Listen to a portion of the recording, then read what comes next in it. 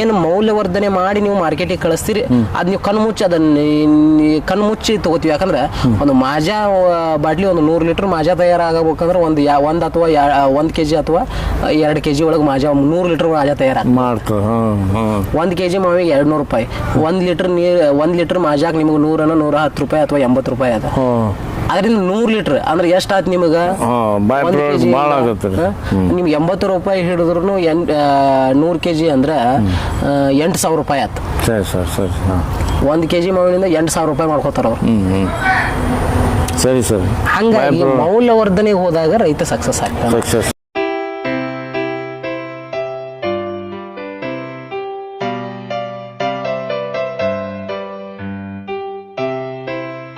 Sir ನಮಸ್ಕಾರ.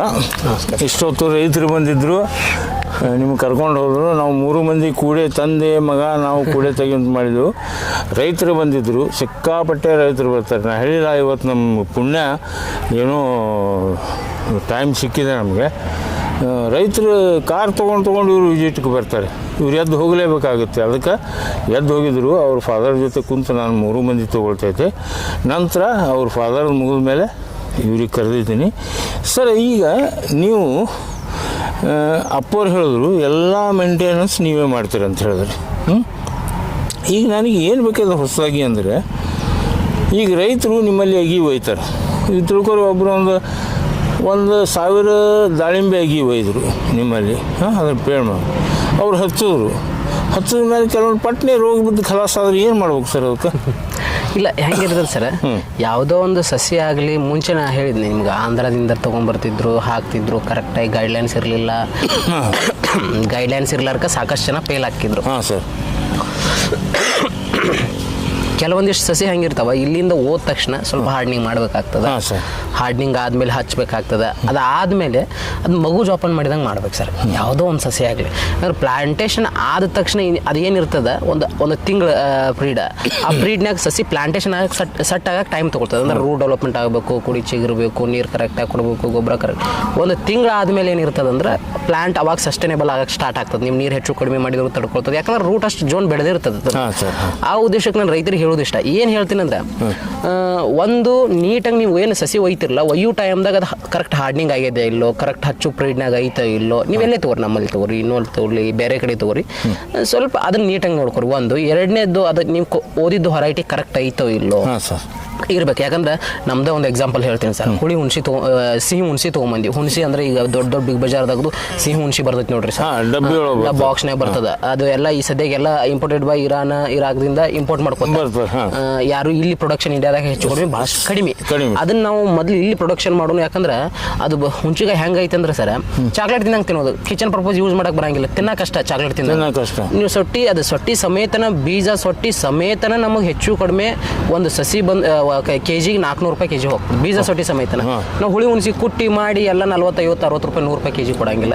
ಆ ಉದ್ದೇಶ ಇಟ್ಕೊಂಡು ಇದನ್ನ ಯಾಕೆ ಮಾಡಬಾರ್ದು, ನಾವು ಇಲ್ಲೇ ನಾವು ಯಾಕೆ ಪ್ರೊಡಕ್ಷನ್ ಮಾಡಬಾರ್ದು ಅನ್ನೋ ಉದ್ದೇಶ ಇಟ್ಕೊಂಡು ನಾವು ಪ್ಲಾಂಟೇಶನ್ ಮಾಡಿದ್ವಿ. ಪ್ಲಾಂಟೇಶನ್ ಎಷ್ಟು ಮಾಡಿದ್ವಿ ಸರ್? ಅದು ಒಂದು 60 ಗಿಡ ಸಸಿ ಪ್ಲಾಂಟೇಶನ್ ಮಾಡಿ. ರೈಟ್. ಈಗ ನನಗೆ ಸ್ವೀಟ್ ಹುಣಸೆ ಹಣ್ಣದ್ದು ನನಗೆ ಪ್ಲಾಂಟ್ ಬೇಕಾಗ್ಯದ ಅಂದ್ರೆ ಕೊಡ್ತೀವ್ರಿ. ಅದಾವ ಸಸಿನೂ ನರ್ಸರಿ ಒಳಗೆ ಮಾಡಿ ಅದಾವ. ಅದಕ್ಕೆ ನಾನು ಏನು ಹೇಳಕ್ ಬಂದಿನಿ ಅಂದ್ರೆ, ಏನು ನಾವು ಬೇರೆ ಕಡೆಯಿಂದ ಸಸಿ ತಂದು ಹಚ್ಚಿದ್ವಲ್ಲ ಸರ್, ಸ್ವೀಟ್ ಹುಣಸೆ ತಂದು ಹಚ್ಚಿದ್ವಿ. ಅದು 3 ವರ್ಷ ಡೆವಲಪ್ಮೆಂಟ್ ಮಾಡಿದ್ಮ್ಯಾಗ ಗೊತ್ತಾಗ್ತದೆ ಹುಳಿ ಹುಣಸೆ ಅಂತೇಳಿ. ಸಾಮಾನ್ಯ ಒಬ್ಬ ರೈತ ಏನೋ ಮಾಡ್ತಾನಂದಾಗ ನಮ್ಗೆ ಆಟೋಮೆಟಿಕ್ಲಿ ಅದು ನೀವು ಓದ್ ಸಸಿದ್ ನಮ್ಗೆ ಸಸಿ ದುಡ್ಡು ಅಷ್ಟ ಕೊಟ್ಟಿರ್ತಾರೆ. ಓದ್ ಹಚ್ಕೊಂಡ್ ಮೇಲೆ 3 ವರ್ಷ ಮೇಂಟೆನೆನ್ಸ್ ಮಾಡ್ಬೇಕಲ್ಲ ಸರ್, ಅದು ದೊಡ್ಡ ಕೆಲಸ. ಸರಿ ಸರ್. ಹಂಗಾಗಿ ಯಾಕಂದ್ರೆ ನಾನು ಅದನ್ನೇ ಹೇಳ್ತೀನಿ, ಈ ನಿಮ್ಗೆ ಅದ್ರದ್ದು ಎಜುಕೇಶನ್ ಬೇಕು ಸರ್ ರೈತರಿಗೆ. ಆ ರೈತ ಅದನ್ನ ಸಸಿ ಹಚ್ತಾನಂದ್ರೆ ಅದ್ರದ್ದು ಸಸಿದೇನು, ಎಂತ, ಯಾವ ಸಸಿ, ಯಾವ ಹೊರೈಟಿ ಹಚ್ಚಿದ್ರೆ ಲಾಭ ಸಿಗ್ತದೆ ನಮ್ಗೆ, ಅದು ಪೂರ್ಣ ಎಜುಕೇಶನ್ ಬೇಕು. ಯಾಕಂದ್ರೆ ಈಗ ಎಜುಕೇಶನ್ ಸಿಸ್ಟಮ್ ನೋಡ್ರಿ, ಮಕ್ಕಳಿಗೆ ಈಗ ಇನ್ನೊಂದು ಸರ್ ಎಜುಕೇಶನ್ ಬೇಕು ಅಂದ್ರೆ ತಮ್ಮಲ್ಲಿ ನಾನು ರಿಕ್ವೆಸ್ಟ್ ಮಾಡ್ತಾ ಇದ್ದೀನಿ, ನೀವು ಪ್ರತಿಯೊಂದು A to Z 30 ಹಣ್ಣುಗಳ ಪ್ಲ್ಯಾಂಟನ್ನು ನೀವು ನರ್ಸರಿಯಿಂದ ಕೊಡ್ತೀರಿ ಜನರಿಗೆ. ನಾನು ತಮಗೆ ರಿಕ್ವೆಸ್ಟ್ ಮಾಡ್ಕೊಳ್ಳೋದು, ಈಗ ನಾನು ಹುಣಸೆ ಹಣ್ಣು ಒಯ್ತೀನಿ, ನಾನು ಸೇಬು ಒಯ್ತೀನಿ, ಒಂದು ಪಾಂಪ್ಲೆಟ್ ಯಾಕೆ ಮಾಡಿಸ್ಬಾರ್ದು? ನೀವು ಈ ತಿಂಗಳದಾಗ ಇದನ್ನು ಮಾಡಬೇಕು, ಈ ತಿಂಗಳದಾಗ ಇದು. ಆ ರೈತರಿಗೆ ಈಗ ನೀವೇನು ಮಾಡಿ ಸರ್, ನೀವು ಮೊದಲಿಂದ ಅಪ್ಪವ್ರದ್ದು ನಾನು ಇಂಟರ್ವ್ಯೂ ತೊಗೊಂಡೆ, ಅವರು ತಮ್ಮ ಅನುಭವ ಹೇಳಿದ್ರು, ಅವರಿಂದ ನಿಮಗೆ ಬಂದಿದೆ ಜ್ಞಾನ. ನಿಮಗಿದ್ದಷ್ಟು ರೈತರಿಗೆ ಇರೋದು ಬರೀ ಅವ ಏನು ಮಾಡ್ತಾನೆ, ನಿಮ್ಮಲ್ಲಿ ಒಂದು 300 ದಾಳಿಂಬೆ ಗಿಡ ಒಯ್ದು ಬಿಡ್ತಾನೆ, ಅಲ್ಲಿ ಒಯ್ದು ಏನು ಮಾಡಬೇಕು ಬರೀ ಹಚ್ಚಿ ಬಿಡ್ತಾನ ನಾವು ಮುಂದೆ. ಅದಕ್ಕೆ ನಾ ರಿಕ್ವೆಸ್ಟ್ ಏನು ಮಾಡೋದು, ಇನ್ನು ಮುಂದಿನಿಂದ ಒಂದೊಂದಕ್ಕೊಂದು ಬುಕ್ಲೆಟ್ ಮಾಡಿಬಿಟ್ರಿ ಸಣ್ಣದು, ಅಂದ್ರೆ ಯಾವ ತಿಂಗಳದೊಳಗೆ ಇದಕ್ಕೆ ಏನು ಮಾಡಬೇಕು, ಯಾವ ಗೊಬ್ಬರ ಹಾಕಬೇಕು, ಯಾವ ರೋಗ ಬರ್ತಾವೆ, ಸಿಂಪಲ್ ಒಂದು ಬುಕ್ಲೆಟ್ ಪ್ರಾಬ್ಲಮ್. ಅದನ್ನ ಆನ್ಲೈನ್ ಥ್ರೂ ವಾಟ್ಸಪ್ ಥ್ರೂ ಕಳಿಸ್ತೀವಿ ಸರ್, ಅದನ್ನ ಚಾಟ್ ಮಾಡ್ಕೊಂತೀವಿ. ಬಟ್ ಅದನ್ನ ಇನ್ನು ನಾವು ಹಾರ್ಡ್ ಕಾಪಿ ಒಳಗೆ ನಾವು ಒಂದು ಹಾರ್ಡ್ ಕಾಪಿ ಮಾಡಿ ಬಂದವ್ರು ಯಾರು ಕರೆಕ್ಟ್ ಅದ್ರಿ ಅದು ಮಾಡ್ಸೋಣ. ಯಾಕಂದ್ರೆ ಅದು ರೈತರಿಗೆ ಅನುಕೂಲ ಆಗ್ತದೆ, ದೊಡ್ಡ ಅನುಕೂಲ ಆಗುತ್ತೆ. ಕೇಳಕ್ಕಾಗಂಗಿಲ್ಲ, ಇದು ಮಾಡಕ್ಕಾಗಂಗಿಲ್ಲ. ಅದನ್ನ ಈಗ ಒಯ್ದು ನಮ್ಮಲ್ಲಿ ಏನಾದ್ರಿ ಜೂನ್ ರೋಣಿ ಮಳೆ ಒಳಗೆ ಹಚ್ತಾರೆ, ಜೂನ್ದೊಳಗೆ ಹತ್ತದ ಮೇಲೆ ಅದಕ್ಕೆ ಏನು ಟ್ರೀಟ್ ಮಾಡಬೇಕು, ಮುಂದೆ ಮಳೆಗಾಲ ನಿಂತ ಮೇಲೆ ಚಳಿಗಾಲದಾಗ ಏನು ಟ್ರೀಟ್ ಮಾಡ್ಬೇಕು, ಅದಕ್ಕೆ ಯಾವ ಗೊಬ್ಬರ ಹಾಕಬೇಕು, ಪ್ರತಿಯೊಂದು ಸಸಿಗೆ ಬೇರೆ ಬೇರೆ ಗೊಬ್ಬರ ಇರುತ್ತೆ ರೀ. ಅದನ್ನು ನೀವು ಸ್ವಲ್ಪ ಅವ್ರಿಗೆ ಪಾಂಪ್ಲೆಟ್ ಮಾಡಿ ಬುಕ್ಲೆಟ್ ಮಾಡಿ ಕೊಟ್ರಿ ಅಂದ್ರೆ ನಿಮ್ಮದು ದೊಡ್ಡ ಉಪಕಾರ ಹಿಡಿತಾರೆ ರೀ ಅವರು. ನಿಜ ನಿಜ. ನೀವು ಸೇಲ್ ಮಾಡೋದು ಒಂದಾಯ್ತು, ಅದ್ರ ಕೂಡ ಇದನ್ನು ನೀವು ಎಜುಕೇಶನ್ ಕೊಡ್ತಾ ಇದ್ದೀರಿ 100%. ಯಾಕಂದ್ರೆ ನಾವು ಅದಕ್ಕೆ ಮುಖ್ಯ ಪ್ರಾಮುಖ್ಯತೆ ಕೊಟ್ಟು ಹೋದ ಹಚ್ಚಿದ ರೈತ ಯಾವನು ಫೇಲ್ ಆಗಬಾರ್ದು. ಫೇಲ್ ಇದೊಂದು ಪಾಂಪ್ಲೆಟ್ ನೀವು ಮಾಡಿಬಿಟ್ರಿ ಬುಕ್ಲೆಟ್ ಅಂದ್ರೆ ಯಾರು ಫೇಲ್ ಆಗೋದಿಲ್ಲ. ನಿಜ ನಿಜ. ಆ ಉದ್ದೇಶಕ್ಕೆ ಅದಕ್ಕೆ ನಾನು ಹೇಳಿದ್ನಲ್ಲ ಸರ್, ಎಜುಕೇಶನ್ ಒಂದು ಮೇನ್ ಬೇಕು. ಮೇನ್ ಬೇಕು. ನೀವು ಬೇರೆ ಕಡೆ ತಿರುಗಿ ನೋಡ್ರಿ, ಯಾಕಂದ್ರೆ ಕಲಿಯಬೇಕಂತ ಏನಿಲ್ಲ. ಹೌದು ಸರ್, ಹೌದು ಸರ್. ಈಗ ನನಗೆ ಹೆಚ್ಚು ಅನುಭವ ನಮ್ಮ ತಂದೆ ಅವ್ರಿಗೆ ಅದ, ಅವ್ರಿಗೆ ಹೆಚ್ಚು ಅವ್ರಿಗೆ ಇರ್ತದೆ. ಹಂಗ ನಾವು ಕಲಿತು ಬಂದೀವಿ ಅಂದ್ರೂ ಅನುಭವ ಮೇಜರಾಗಿ ಅನುಭವ ಸರ್.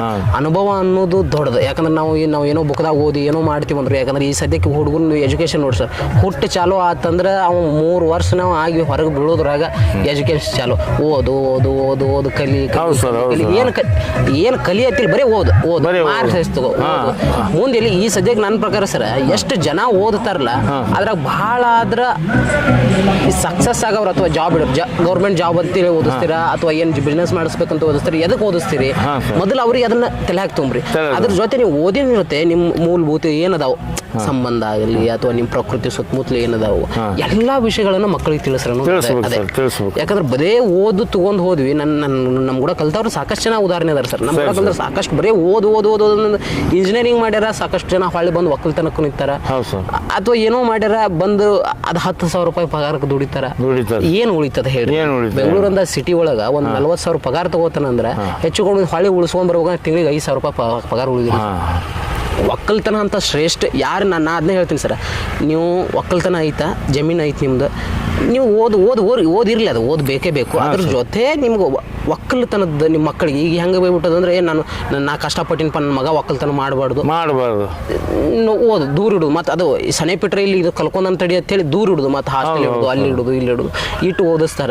ಅಷ್ಟು ಓದಿಸೋದ್ರಿಂದ ಏನಾಗ್ತದೆ ಅಂದ್ರೆ ಇದ್ರ ಲಿಂಕ ತಪ್ಪಿಬಿಡ್ತದ ಒಕ್ಕಲ್ತನಕ್ಕೆ. ನಾಳೆ ಎಲ್ಲೋ ಸಕ್ಸಸ್ ಆಗಲಿಲ್ಲ, ಅದು ಏನೋ ಜಾಬು ಸಿಗಲಿಲ್ಲ, ಏನೋ ಆಗಲಿಲ್ಲ, ಹೊಳ್ಳಿ ಒಕ್ಕಲ್ತನಕ್ಕೆ ಬರ್ತಾನೆ. ಅವ್ನು ಮಾಡಕ್ಕೆ ಏನು ಜ್ಞಾನನ ಗೊತ್ತಿರಂಗಿಲ್ಲ, ಅದ್ರ ಟಚ್ನ ಇರಂಗಿಲ್ಲ. ನಾ ಅದಕ್ಕೆ ಏನು ಹೇಳೋದು, ನಿಮ್ಮಪ್ಪ ಒಕ್ಕಲ್ತನ ಮಾಡ್ತಿದ್ರೆ ಒಕ್ಕಲ್ತನ, ನಿಮ್ಮಪ್ಪ ಏನೋ ಬಡಗಿತನ ಮಾಡ್ತಿದ್ರೆ ಬಡಗಿತನ, ನಿಮ್ಮಪ್ಪ ಏನೋ ಪತ್ತಾರ ಕೆಲಸ ಮಾಡ್ತಿದ್ರೆ ಪತ್ತಾರ ಕೆಲಸ. ಅದ್ರ ಜೊತೆ ನೀವೇನು ಓದ್ ಮಾಡ್ತಿರ್ತಿರೋ ಅದ್ರ ಜೊತೆ ಅದನ್ನ ಮಾಡ್ಕೊತ ಹೋಗ್ರಿ. ಇದನ್ನು ಕಲೀರಿ, ಜೀವನೋಪಾಯಕ್ಕೆ ಎಲ್ಲರಿಗೂ ಎಲ್ಲಿ ತನ ಹೋಗುದು ಸರ್. ನಾವು 10th ಓದಾಗ ನಮ್ಮ ಕೂಡ ಇದ್ದವ್ರು 100 ಜನ ನನಗೆ 25 ವರ್ಷ, 100 ಜನದಾಗ ಈ ಸದ್ಯಕ್ಕೆ ಸೆಟ್ಲ್ ಆದವ್ರು 25ನೇ ವರ್ಷಕ್ಕೆ ಸೆಟ್ಲ್ ಆದವ್ರು ಭಾಳ ಆದ್ರೆ ಒಂದು 5 ರಿಂದ 10 ಜನ. ಇನ್ನು 75-80 ಜನ ಹಂಗದಾರ. ನಾವು ಜಾಬ ನಿರುದ್ಯೋಗ ಹುಡ್ಕೋತ ಅದನ್ನ ಮಾಡುವ, ಅಲ್ಲೊಂದು 4 ದಿನ ಕೆಲಸ ಮಾಡಿಬಿಡು, ಇಲ್ಲೊಂದು 4. ಯಾಕಾತು? ನಾವು ಬರೇ ಓದಷ್ಟ ನೋಡಿದ್ವಿ, ಜೀವನೋಪಾಯ ಕಲೀಲಿಲ್ಲ. ಏನು ಬೇಕು ಕಲೀಲಿಲ್ಲ ನೋಡಿ. ರೈತ ಬಂದವ್ರು ಎಂಥ ಪಿನ್ ಪಾಯಿಂಟ್ ಇದೆ ಇದು ಅಂದರೆ ಸರ್ ಹೇಳೋದು, ಬರೀ ಎಜುಕೇಷನ್ ಡಾಕ್ಟರ್ ಕಲಿಸ್ಬೇಕು, ಇದು ಕಲಿಬೇಕು, ಇಂಜಿನಿಯರ್ ಕಲಿಸ್ಬೇಕು, ಇದನ್ನು ಬರೀ ಇದರೊಳಗೆ ನೀವು ಬಿದ್ರಿ ಅಂದರೆ ಜೀವನೋಪಾಯಕ್ಕೆ ಏನು ಮಾಡೋರು ಅದನ್ನು ಸರ್ ಹೇಳ್ತಾ ಇದ್ದಾರೆ. ನೀವು ಅದ್ರ ಜೊತೆನೇ ಜೀವನೋಪಾಯನೂ ಕಲೀರಿ, ನಿಮ್ಮ ಸ್ವಂತ ಏನು ಉದ್ಯೋಗ ಅದ ಅದನ್ನು ಕಲೀರಿ ಅಂತ ಹೇಳ್ತಾ ಇದ್ದಾರೆ ಸರ್. ಈಗ ನೋಡಿರಿ, ಇವ್ರ ಫಾದರು ಸಿದ್ದಪ್ಪ ಬಾಲ್ಗೊಂಡ. ಈಗ ಏನಾಗ ಮೊದಲೇ ಇವ್ರು ಕುಂತು ರೈತರ ಕಾರಣ ಹೋಗ್ಬಿಟ್ರು ಇವರು. ನಾ ಅವ್ರದ್ದು ಇಂಟರ್ವ್ಯೂ ತೊಗೊಂಡೆ. ಅವರಿಗೆ ಸೆಂಟ್ರಲ್ ಗೌರ್ಮೆಂಟದಿಂದ, ಮೋದಿ ಗೌರ್ಮೆಂಟದಿಂದ ಬಿಲಿಯನಿಯರ್ ಅಂತ ಪ್ರಶಸ್ತಿ ಬಂದದ. ನಮ್ಮ ಬಿಜಾಪುರದಲ್ಲಿ 3 ಜನರಿಗೆ ಬಂದಿದೆ ಒಟ್ಟು. ಒಂದು ಇವರಿಗೆ ಬಂದಿದೆ, ಒಂದು ಬೀರಪ್ಪ ಬಗ್ಗೆ, ಇನ್ನೊಂದು ರಾಜಶೇಖರ್ ನಿಂಬರ್ಗಿ. ಈ 3 ರೈತರಿಗೆ ಬಿಲಿಯನಿಯರ್ ಪ್ರಶಸ್ತಿ ಬಂದಿದೆ. ಅವರಿಬ್ಬರು ದೆಹಲಿಗೆ ಹೋಗ್ಯಾರ. ಸರ್ ಹೋಗಿಲ್ಲ. ನಾ ಕೇಳಿದೆ ಸರ್ ಯಾಕೆ ಹೋಗಿಲ್ಲ ಅಂತ. ಪ್ರಶಸ್ತಿ ಭಾಳ ಬಂದವ್ರಿಗೆ ಬರ್ತಾ ಇರ್ತವೆ, ನಮ್ಮ ಉದ್ಯೋಗ ಭಾಳ ಮುಖ್ಯ, ನಾವು ಇದಕ್ಕೆ ಡೆಡಿಕೇಟ್ ಮಾಡಬೇಕು ಅಂತ. ಎಂಥ ದೊಡ್ಡ ನಮ್ಮಂಥವ್ರಾದರೆ ಪ್ರಶಸ್ತಿ ಬಂದಂದರೆ ಮೊದಲು ಹೋಗಿ ದೆಹಲಿ ಒಳಗೆ ಕೊಡ್ತಿದ್ದೇವೆ ನಾವು. ಎಂಥ ದೊಡ್ಡ ವ್ಯಕ್ತಿತ್ವ ಅದ ಅವ್ರದ್ದು, ಅಪ್ಪವ್ರದ್ದು ಅಂದರೆ. ಅದೇ ಥರ ಮಗ ಇವರಾದರೂ ವೆರಿ ಸಿಂಪಲ್. ಇವರು ಭಾಳ ಸಿಂಪಲ್ ಅದಾರೆ, ನಿಗರ್ವಿ ಅದಾರೆ, ಫುಲ್ ಕುಟುಂಬೇ ನಿಗರ್ವಿ ಇದೆ. ಅವರು ನಾ ತೋರಿಸಿದ್ದೀನಿ ಮುಂಚೆ ಪರಿಸರ ಪರಿವಾರ ಅಂತ ಇಟ್ಬಿಟ್ಟಾರೆ, ಅಂದ್ರೆ ಪರಿಸರ ಪ್ರೇಮಿಗಳೆಲ್ಲ ಇಂಥದ್ದು ಮಾಡಿದ್ದಾರೆ ಸರ್. ಇನ್ನು ಈಗ ನೀವು ಹೇಳಿದ್ರಿ ಒಕ್ಕಲಿಗರು ಅದನ್ನು ಮಾಡಬೇಕು ಇದನ್ನು ಮಾಡಬೇಕು ಅಂತ. ಈಗ ನಾ ಅಪ್ಪವ್ರಿಗೂ ಕೇಳಿದೆ, ಆರ್ಗ್ಯಾನಿಕ್ ಮಾಡಿದ್ರೆ ಫೇಲ್ ಆಗ್ತಾರೆ, ಅದಕ್ಕೆ ಗೌರ್ಮೆಂಟ್ ಸ್ಕೋಪ್ ಬೇಕು ಅಂತ ಹೇಳ್ತಾರೆ ಅಪ್ಪವ್ರು.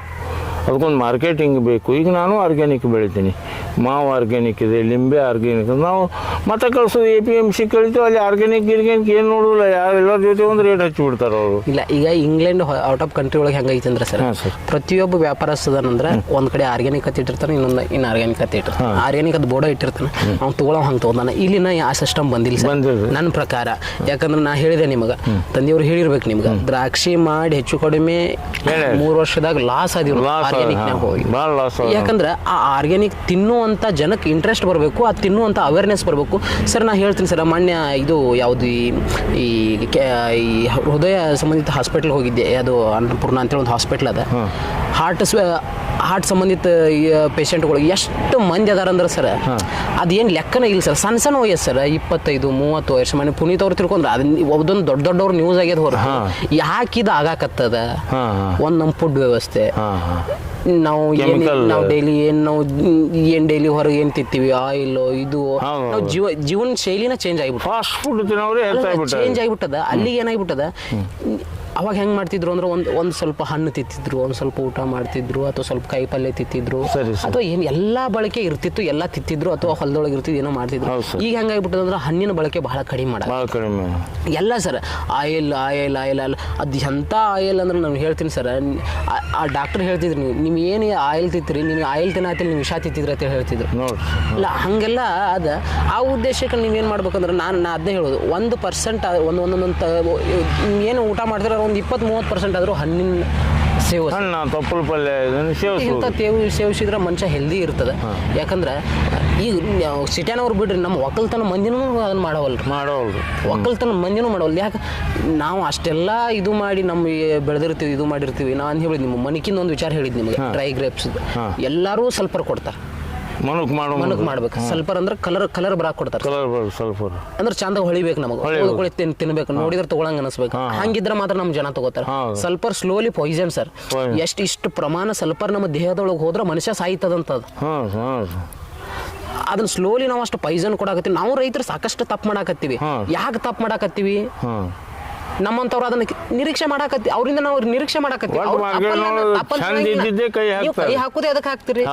ನಾವು ಯಾಕೆ ತಪ್ಪು ಮಾಡ್ತೀವಿ? ರೈತರು ಯಾಕೆ ತಪ್ಪು ಮಾಡಾಕತ್ತೀವಿ? ನೀವು ಅಂತದ್ ಕೇಳಾಕತ್ತೀರಿ, ಅಂತದ್ ಕೊಡಾಕತ್ತೀವಿ. ನೀವು ಕೇಳ್ರಿ, ಚೆನ್ನಾಗಿರೋದು ನಿಮ್ದಿಂದ ಆರ್ಗ್ಯಾನಿಕ್ ಇದ್ದಿದ್ದು ಕೇಳ್ರಿ, 10 ರೂಪಾಯಿ ಹೆಚ್ಚಿಗೆ ಕೊಡ್ತೀನಿ. ನಾವ್ ಯಾಕೆ ಬೆಳೆ ಕೊಡಂಗಿಲ್ಲ? ಕೊಡ್ತಾರೆ. ಅದ್ರ ಒಟ್ಟು ಡಿಮಾಂಡ್ ಆರ್ಗ್ಯಾನಿಕ್ ಕಮ್ಮಿ ಅದ ರೀ ನಮ್ಮಲ್ಲಿ. ಅದು ಅವೇರ್ನೆಸ್ ಬಂದಾಗ ಅದು ಅವೇರ್ನೆಸ್ ಬರೆಸ್ಬೇಕು. ಗೌರ್ಮೆಂಟ್ ಏನು ಮಾಡ್ಬೇಕು? ಈಗ ನಾನು ಗೌರ್ಮೆಂಟನ್ನು ಬ್ಲೇಮ್ ಮಾಡೋಕೆ ಹೋಗಂಗಿಲ್ಲ, ತಿನ್ನೋರ್ನು ಬ್ಲೇಮ್ ಮಾಡೋಕೆ ಹೋಗಂಗಿಲ್ಲ. ವಿಷಯ ಮುಟ್ಟವಲ್ಲ ಸರ್. ಇಲ್ಲೇನಾಗ್ತದೆ, ರೈತನಿಂದ ಏನು ಗ್ರಾಹಕಕ್ಕೆ ಹೋಗ್ತದ, ಅಲ್ಲಿ ಆ ಮಿಡಲ್ದಾಗ ಏನು ಈ ಸಾಕಷ್ಟು ಇಂಡಸ್ಟ್ರಿಯಲ್ ಪರ್ಪೋಸ್ ಏನು ವ್ಯಾಪಾರಸ್ಥರು ಬಂದಾರ, ಅದನ್ನೇನು ಬೈ ಪ್ರಾಡಕ್ಟ್ ಆಗಲಿ, ಆಯಿಲ್ ಆಗಲಿ, ಇದು ಆಗಲಿ, ಏನು ಬೈ ಪ್ರಾಡಕ್ಟ್ ಮಾಡಿ ನಮ್ಮ ಮನೆ ಒಳಗೆ ಬರ್ತದೆ, ಅಲ್ಲಿ ದಾರಿ ತಪ್ಸಾಕತ್ತದ. ಅದು ಗೌರ್ಮೆಂಟ್ ಅದು ಅವೇರ್ನೆಸ್ ಮೂಡಿಸ್ಬೇಕು. ಇದನ್ನ ಆಹಾರ ತಿಂದ್ರೆ ಹಿಂಗಾಗ್ತದೆ, ಇದನ್ನೆಲ್ಲ ಏನ ಯೂಸ್ ಮಾಡ್ತಾರೆ ಅಂದ್ರೆ ಸಲ್ಫರ್ ಸರ್. ಸಲ್ಫರ್ ಅದನ್ನು ಗೌರ್ಮೆಂಟ್ ಕಂಟ್ರೋಲ್ ಮಾಡ್ಬೇಕು. ಇದು ಎಲ್ಲ ನಮ್ಮ ಗೌರ್ಮೆಂಟ್ ಏನು ಈ ನಮ್ಮ ಅಗ್ರಿಕಲ್ಚರ್ ಆಫೀಸರ್ಗಳು ಎಲ್ಲರಿಗೆ ಗೊತ್ತದ. ಅದು ಗೌರ್ಮೆಂಟಿಗೆ ಇನ್ಫಾರ್ಮೇಶನ್ ಕೊಟ್ರೆ ಅದು ಈಗ ಹೆಲ್ತ್ ಡಿಪಾರ್ಟ್ಮೆಂಟ್ ಬೇರೆ ಅದ, ಅವ್ರವ್ರಿಗೆ ವಿಚಾರ ಮಾಡ್ತಾರೆ. ಅಗ್ರಿಕಲ್ಚರ್ ಡಿಪಾರ್ಟ್ಮೆಂಟ್ ಬೇರೆ ಅದ, ಇದು ಇವ್ರದ್ದು ವಿಚಾರ ಮಾಡ್ತಾರೆ. ಹಿಂಗ ಎಲ್ಲಿಗೆ ಹೋಗಿ ಮುಟ್ಟುದು ಹೇಳ್ರಿ ಸರ್ ಇದು. ಬಸವಣ್ಣನವ್ರು ಆಗಿನ ಕಾಲದಾಗ ಹೇಳ್ಬಿಟ್ರು, ಕೃಷಿ ಕೃತ್ಯ ಮಾಡುವ ಸದ್ಭಕ್ತನ ಪಾದವ ತೋರಿಸಯ್ಯ, ಆತನ ಮನಶುದ್ಧ, ಆತನ ತನ ಶುದ್ಧ, ಆತನ ಭಾವನೆಗಳು ಶುದ್ಧ, ಆತನ ಮನೆಯ ಹೊಕ್ಕು ಲಿಂಗಾರ್ಚನೆ ಮಾಡಿದ ಗುರುಪಾವನ ಅಂತೇಳಿ ಗುರುವಿನ ಸ್ಥಾನ ಕೃಷಿಕರಿಗೆ ಕೊಟ್ಟ. ನಾವ್ ಎಲ್ಲಿ ತಪ್ಪು ಮಾಡಾಕತ್ತಿಲ್ಲ. ನೀವೇನು ಕೇಳಾಕತ್ತೀರಿ ಅದನ್ನ ಪಿನ್ ಪಾಯಿಂಟ್ ಹೇಳ್ತಾ ಇದ್ದಾರೆ ಸರ್. ನಾವು ಕಸ್ಟಮರು ಯಾವ್ದು ಕೇಳ್ತೀವಿ ಅವ್ರು ಕೊಡ್ತಾರೆ. ನೀವು ಆರ್ಗ್ಯಾನಿಕ್ಗೆ ಯಾರು ಕೈ ಹಾಕೋದಿಲ್ಲ, ಅಲ್ಲಿ ವಿಷ ಇರೋದಿಲ್ಲ, ಯಾಕಂದ್ರೆ ಅದು ಕಪ್ ಇರ್ತದೆ. ಈಗ ಆರ್ಗ್ಯಾನಿಕ್ ಬೆಲ್ ನೋಡ್ರಿ ನೀವು, ಕೆಟ್ಟ ಕಪ್ ಇರುತ್ತೆ. ಬಟ್ ನಾವು ಒಯ್ದು ಅಡಿಗೆ ಚಂದ ಅಲ್ಲಿ ಅಂತ ತಿಳ್ಕೊಂಡು ಕೆಮಿಕಲ್ದು ಒಯ್ತೀವಿ. ಹಾಂ ಅವ್ರು ಸರ್ ಹೇಳಕತ್ತಾರ ನೀವು ಯಾವಾಗ ಕೇಳ್ತೀರಿ ಅದನ್ನು ನಾವು ಪ್ರಾಡಕ್ಟ್ ಮಾಡ್ತೀವಿ. ನೀವು ವಿಷನೇ ಕೇಳ್ತಾ ಇದ್ದೀರಿ, ವಿಷ ಕೊಡ್ಲಿಕತ್ತಾನ ರೈತ. ಹಾಂ, ಯಾಕಂದ್ರೆ ನೀವು ಅದನ್ನು ಕೇಳ್ತೀರಿ, ಡಿಮಾಂಡ್ ಅದಕ್ಕೆ ಹೆಚ್ಚು ಮಾಡ್ತೀರಿ, ಅದಕ್ಕೆ ನಾವು ಕೊಡ್ತಾರೆ. ಅದು ಆರ್ಗ್ಯಾನಿಕ್ ನೀವು ಡಿಮಾಂಡ್ ಮಾಡೋದಿಲ್ಲ. ಯಾರು ಕೊಡ್ತೀನಿ ರೀ 125 ರೂಪಾಯಿ ಕಿಲೋ ದ್ರಾಕ್ಷಿ ಕೊಡ್ತಾರೆ ಅವರು.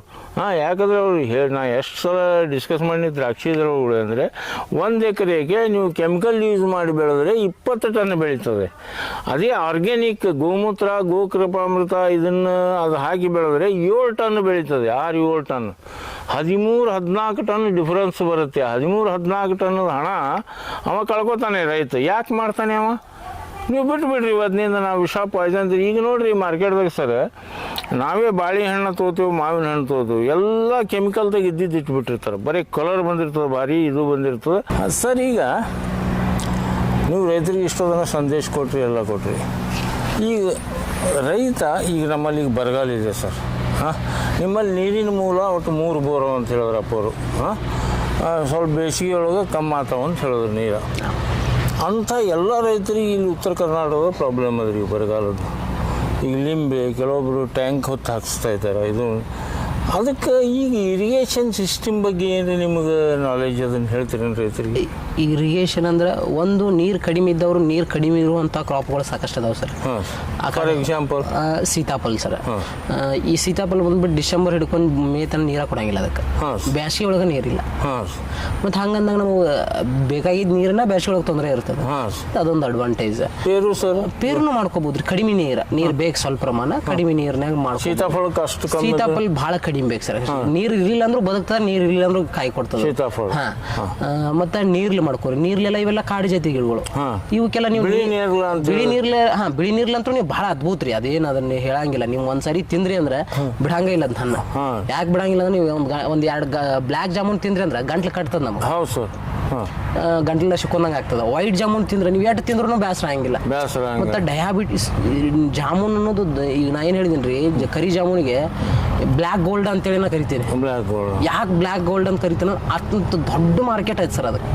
ಯಾಕೆ ದೊಡ್ಡ ಮಾರ್ಕೆಟ್ ಅಂದ್ರೆ ಡಯಾಬಿಟಿಕ್ದವ್ರು ಸರ್ 10 ಮಂದಿ ಇದಾರೆ ಅಂದ್ರೆ 4 ಮಂದಿ ಶುಗರ್ ಐತೆ ಸರ್. ಶುಗರ್ ಹೌದು ಸರ್. ಇನ್ನೊಂದು 4-5 ವರ್ಷ ಹೋಲ್ ಸರ್, 10 ಮಂದಿ 8 ಮಂದಿಗೆ ಶುಗರ್ ಇರ್ತದೆ. ಭಾಳ ಅಂದ್ರೆ ಒಬ್ಬರು ಉಳಿಯವ್ರ ಅಷ್ಟ.